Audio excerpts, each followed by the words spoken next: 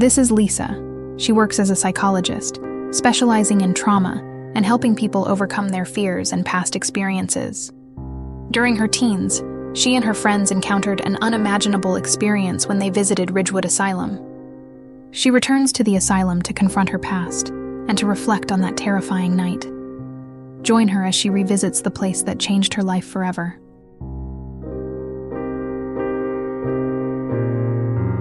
In the heart of a small town, hidden behind thick, tangled woods, stood the old Ridgewood Asylum.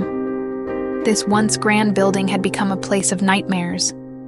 Broken windows, crumbling walls, and ivy creeping up its sides made it look like something out of a horror movie. Locals avoided it, believing it was cursed. Stories of strange noises, ghostly sightings, and unexplained events surrounded the asylum, making it the center of many whispered conversations. One crisp autumn evening, a group of 5 teenagers, Mike, Lisa, Sam, Jenny, and Tom, decided to explore the haunted asylum.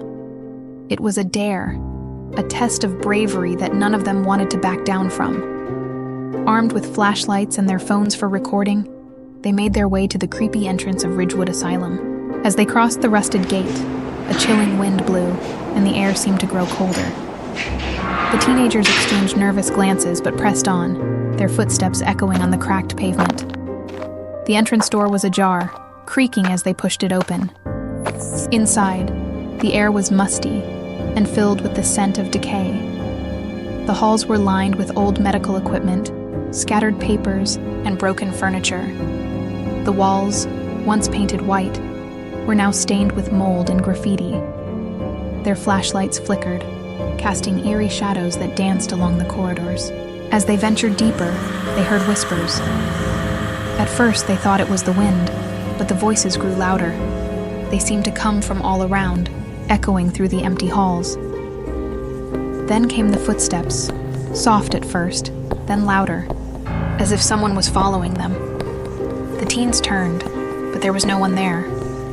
Suddenly, a loud scream pierced the silence. It was the scream of a woman, filled with pain and desperation. The sound sent chills down their spines.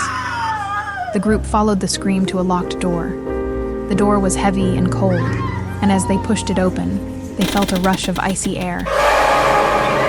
Inside the room, they saw the ghostly figure of a woman. She wore a torn white gown, her face pale and gaunt, with dark circles around her eyes. She was crying, her hands reaching out as if begging for help. Her voice was a faint whisper. "Help me, please." The teens were frozen in fear. They could see the anguish in her eyes, but they couldn't move. The ghostly woman suddenly let out another heart-wrenching scream before vanishing into thin air, leaving behind an eerie silence and a bone-chilling cold.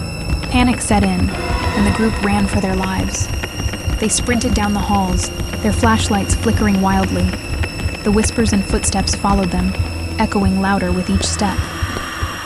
They burst through the front door and didn't stop running until they were far away from the asylum. Breathless and shaking, they recounted their experience. Each of them had seen the same thing, the ghostly woman in the white gown. They later discovered that the asylum had a dark history. Many years ago, a nurse named Margaret had mysteriously died there. She was known to be kind and caring, but her death was shrouded in mystery. Some said she was murdered.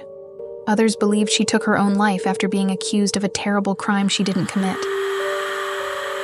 The spirit of Nurse Margaret was said to roam the halls of Ridgewood Asylum, forever seeking justice and peace. The teens never returned to the asylum, and they warned others to stay away. The story of the haunted asylum and the ghostly nurse became a legend in their town, a reminder of the dark past that still lingered in the present.